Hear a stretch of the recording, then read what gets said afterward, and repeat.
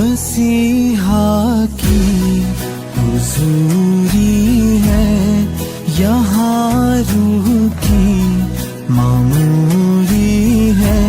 हर एक दिल और हर एक घुटना झुके अब बहुत जरूरी है। मसीहा की हुजूरी है, यहाँ रूह की मामूरी है।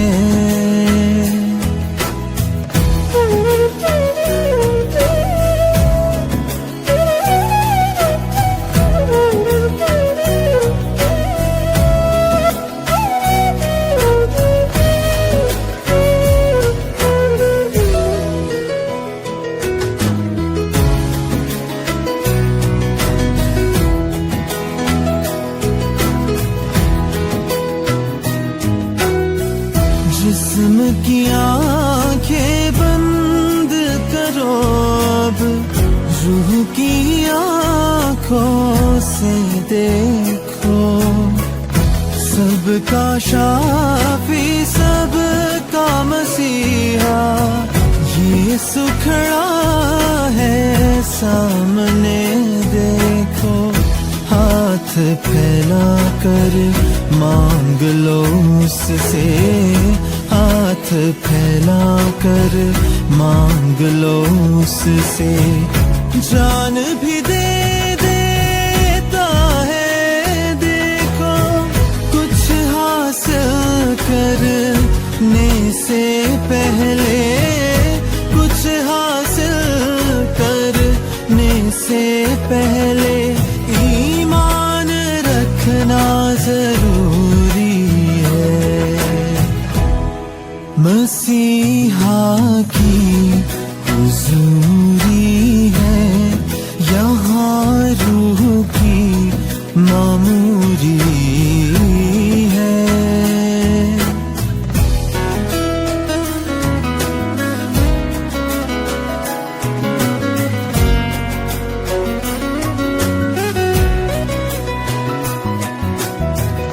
उसने कहा है थके मांदो और बोझ से दबो मेरे पास आओ। अब दी खुशी और अब दी जिंदगी, चैन आराम भी मुफ्त में पाओ। दिल में बसा लो अपने उसको, दिल में बसा लो अपने उसको।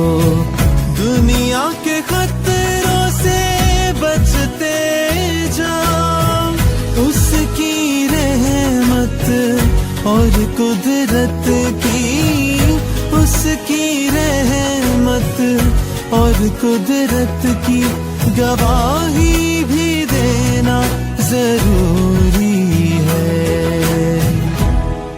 मसीहा की हुजूरी है, यहाँ रूह की मामूरी है।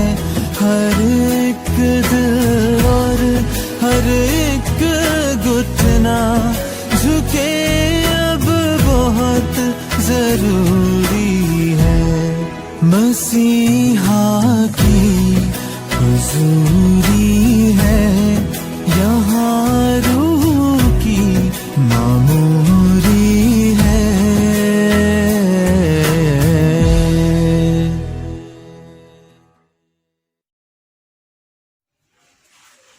Good morning, friends. Today is the 8th Sunday before Easter, and for today's morning meditation, the theme is based on the passage that is Matthew chapter 26 verses 47 to 56, and theme for today's morning meditation is strife and violence are the result of human sinfulness from which Christ came to save us. Strife and violence are the result of human sinfulness from which Christ came to save us. Before we start our message, let us bow our heads and look into God and pray. Most gracious and loving God, we thank you for this morning, O Lord, as we have come together in your presence. Give your wisdom, your knowledge, and your Holy Spirit, O Lord. We need your presence in our life. And may the words of my mouth and the meditation of all our hearts be acceptable in your sight, O Lord, our rock and our Savior. Amen. So, if you have your Bible, I would invite you to turn with me to Matthew chapter 26 verses 47 to 56. So, all along we have said that Matthew chapter 26 provides us a prelude to the death of Christ, and at the same time Jesus' willing suffering, his willingness to be captured, to be arrested, to be persecuted, and to die on our behalf. And here in this passage we can see the scene of strife and violence of Jesus, of Judas, and also the Peter, the disciple of Christ. So as someone very beautifully says that we see in these verses the cup of our Lord Jesus Christ's sufferings beginning to be filled.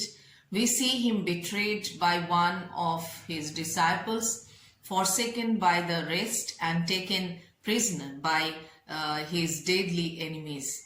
So never surely was there sorrow like his sorrow. Never may we forget, as we read this part of the Bible, that our sins were the cause of these sorrows, and Jesus was delivered for our offenses. If you'll see Romans chapter 4 verse 25. And as today's theme is strife and violence are the result of human sinfulness, from which Christ came to save us. As we all know that Jesus came to this world, to this earth, to deliver us from our sins. He came on purpose to fulfill the promise of Old Testament scriptures, and by fulfilling them to provide salvation for the world. And he came intentionally to be the Lamb of God, the Passover Lamb. And he came voluntarily to be the scapegoat on whom the iniquities of the people were to be laid. And his heart was set on accomplishing the great work, and he was taken, tried, condemned, and crucified entirely of his own free will. So therefore, friends, I would like you to see two or three things in this passage this morning related to our main theme. And they are: number one, the personality and quietness of Jesus stand out in this miserable event. Number two, the violence and act of the traitor Judas Iscariot. And Peter's stroke reveals a fundamental misunderstanding of Jesus's ministry. So if we'll see the first thing, that is the personality and quietness of Jesus stand out in this miserable event. In verses 47 through 50, you will see a description of Jesus's betrayal by Judas. And it is interesting to know that in the garden that night, as far as we know, the only thing that Jesus was prayed for was that God would spare him the cup of his judgment. And that is Jesus perceiving that he was to bear the sins of the world and prays in accordance with the Father's will and submission to the Father's will. Now, remember that later in this passage, in verses 45 through 50, we see a beautiful display of the character and calmness of Jesus Christ. And as everything is falling apart before his eyes, as he is being betrayed by one of his own disciples, as his other disciples are beginning to take a few steps back, ready to run at the first opportunity, and at the moment Jesus Christ shown an incredible display of his character and his calmness in the midst of this event. So Jesus has already aroused his disciples from their sleep, and he has gotten them up, and they are marching towards Judas and those who are here to arrest Jesus. And at the same time, they are approached by Judas and the crowd. Judas identifies himself to Jesus, and he identifies Jesus to Jesus's captors by kissing him, by greeting him as a teacher. So throughout this whole process where he is not only being betrayed, but is being dealt with illegally and unethically, he is consistently never on the same level as his wrongful persecutors. So he is consistently on the high moral ground. And so his character shows, through his character he was shaped by the word of God and shaped by his awareness of the providence of God. And he knew that God's plan was going to be worked out. And he knew that God moves in mysterious ways, and that this was the plan of God, and therefore he was confident. And Jesus' calmness in the Garden of Gethsemane in the midst of his arrest certainly is related to those things as well. So he knew the scriptures. In fact, twice in this passage he says, look friends, everything that is happening right now is in fulfillment of the scriptures. So because he knew it was in accord with the scriptures, he was calm. He was at peace with it. He was ready to trust in God. And he was able to trust and be calm because of his trust in God's providence. So we cannot but admire the dignity of the Lord Jesus Christ as he goes through his indignity. He is not out of control. God's providence is ruling over all. And so the character and the calmness of Jesus reminds us and provide an example for us in the midst of our own trials, and to obey our God and to fulfill the purpose of God. Secondly, the violence act of the traitor Judas Iscariot. If we'll see Matthew chapter 26 verses 47 to 50, we can see that it is written, and while he was still speaking, behold, Judas, one of the 12, with a great multitude with swords and clubs, came from the chief priests and elders of the people. And now his betrayer had given them a sign, saying, whomever I kiss, he is the one, says him. And immediately he went up to Jesus and said, greeting, Rabbi, and kissed him. But Jesus said to him, friend, why have you come? And then they came and laid hands on Jesus and took him. If you'll see Psalm 41 verse 9, it is beautifully written, even my own familiar friend in whom I trusted, who ate my bread, has lifted up his heel against me. So traitors are known throughout the history. So there have always been and always will be those who will turn on their friends for their own gain. And Judas is the epitome of a traitor and the ultimate betrayer, because his act is contrasted with the privilege he received. So Judas was one of the 12 disciples of Lord Jesus Christ, picked to be with him during his few short years of ministry on earth. And he was there to see all Jesus's miracles. He was a witness to Jesus's compassion. He heard Jesus teaching over and over again. He was close enough to become a personal friend of Jesus.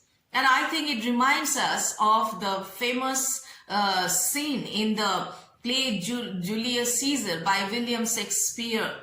As Julius Caesar is being attacked and eventually assassinated, he notices that his friend Brutus is one of the assassins. So he cried out, "E tu, Brute," which means even you, Brutus. And historically, we know that Julius Caesar initially tried to fight off his attackers, but when he saw his friend Brutus was among them, he pulled his robe over his head and allowed him to be killed.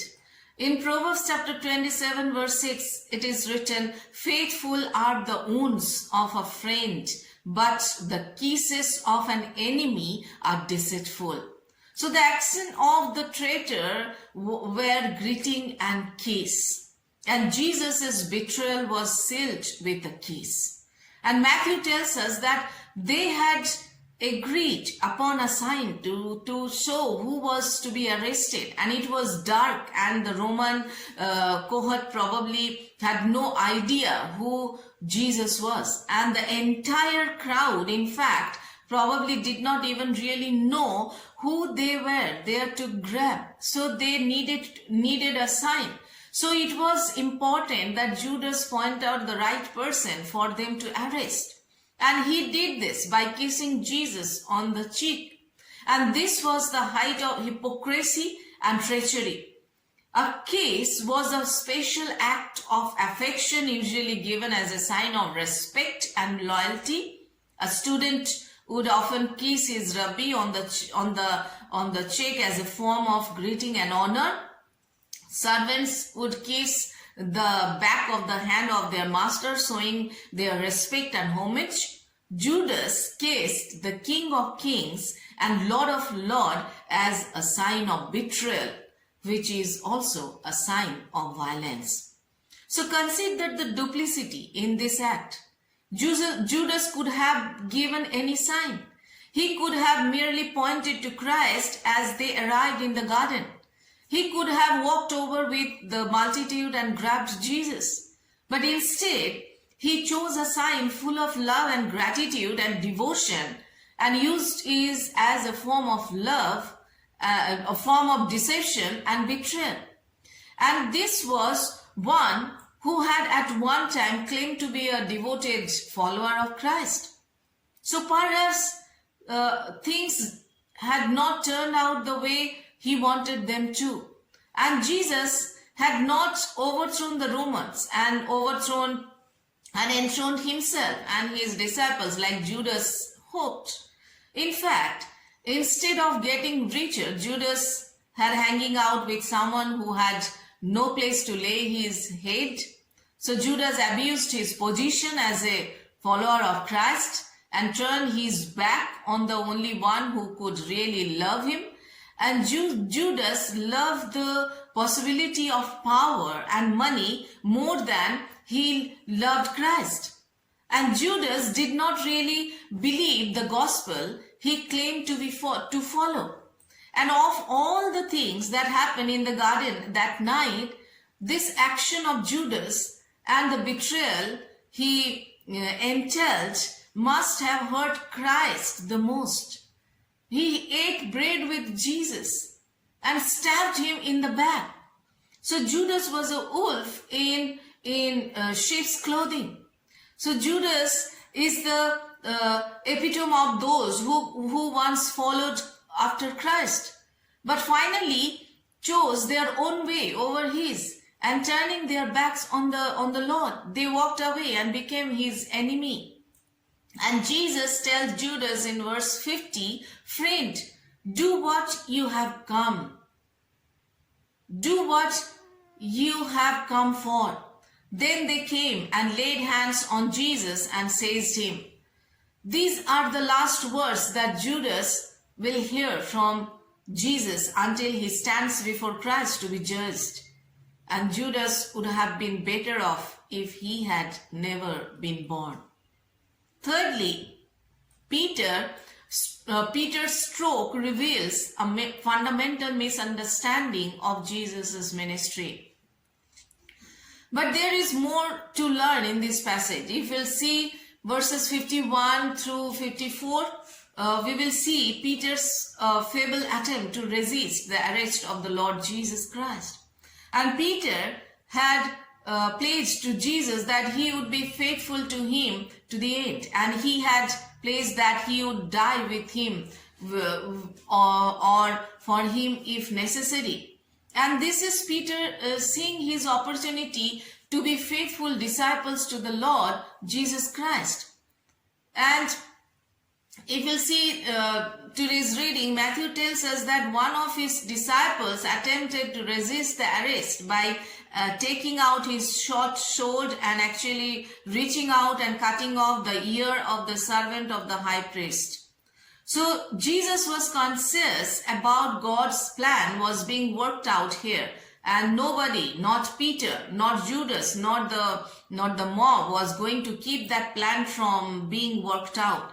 So in fact, Jesus turned to Peter and he says, "Do you not think that I could call upon 12 legions of angels and they would not be here like that to protect me?"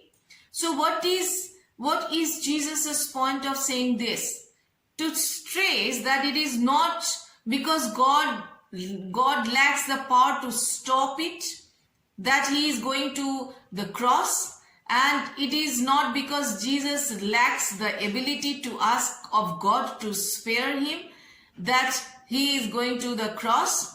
He is going to the cross because he has chosen to go to the cross. He is not a passive victim, but he is the prime actor and he is chosen to go to the cross. And Jesus goes to the cross not because the Father cannot stop it, not because he cannot ask the Father to stop it, but because of his desire to fulfill the word of God, the purpose of God. And Matthew says in this gospel, Jesus came for the purpose of dying to save us from our sins. And Jesus understood that, and so he rebukes the disciples. If he is willing to suffer what he suffered, surely he is full of readiness to save everyone who calls on his name. And then in verses 55 and 56, Jesus turns his attention away from the disciples and he is speaking to Peter and the disciples who are still uncomprehending in terms of his mission. Now Jesus proclaims the sovereignty of God to the captors. Isn't it interesting in verse 55 and 56 that Jesus explains to those who are going to take him captive what they are doing to him and why they are being allowed to do it to him? Look at his words. At the time, Jesus said to the crowd, "Have you come out with swords and clubs to arrest me as you would a robber? Every day I used to sit in the temple teaching, and you did not seize me. But all this is taking place to fulfill the scriptures of the prophets." After setting Peter straight, Jesus then addressed the crowd and that come to take him captive. So the first thing he does is he says, "Why have you come under the cover of darkness? I sat in the temple in the daylight, in the open, teaching day after day. Why didn't you come then?" And then Jesus is pricking their consciousness because they know who they are. And they know that they are afraid of the multitudes, and so they have come by night. And furthermore, he says, "And why do you come with swords and clubs? I have never carried a weapon. I am not a revolutionary. Why have you come with swords and clubs as if I am going to lead a military insurrection against you? You utterly mistake the kind of kingdom that I am bringing in." And so he sends them. Now, I would like to say in passing that this mistakes it so clear that Jesus is no revolutionary. There are so many biographies of Jesus out that want to paint him as some sort of social revolutionary. But Jesus in this passage makes it clear that that is the farthest thing from his mind. And he is no bandit. He is no social revolutionary.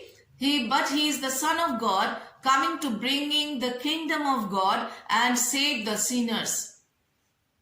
So have we noticed that Jesus' response to his captors in these circumstances? First, to Judas, he called him friend. Why it is that he is being arrested? Why? Because he is the Son of God, who came into the world to seek and save those who are lost. Even now, he is attempting to plant the seed of grace in the hearts of those men who are part of his betrayal and his arrest. We look to Jesus Christ alone as our mediator because by himself alone, he accomplished our redemption. So if the actions of the disciple teach us anything, they teach us not to trust in ourselves, but to wholly lean on Jesus Christ. If this scene were being played out today, where would we fit? Whether we will be in the side of Judas, in the side of Pharisees, in the side of disciples, in the side of the people, those who are standing there. I'm sure that many of us are like the disciples. Some of us are loud like Peter, but most are quite like the other disciples. So there is really one model in this to follow, and that is the Lord Jesus Christ. Are we prepared for what may come against us? Do we have on the whole armor of God ready to stand against our adversary and live openly for him? Do we trust the Heavenly Father? Do we face the future with the confidence of his hand upon us and that our life counts for eternity? So if not, then set our eyes on Jesus. Learn of him and follow his example. Because we need change. We need to change our attitude and commit ourselves into the mighty hands of God. So God bless each one of us through these words. Amen.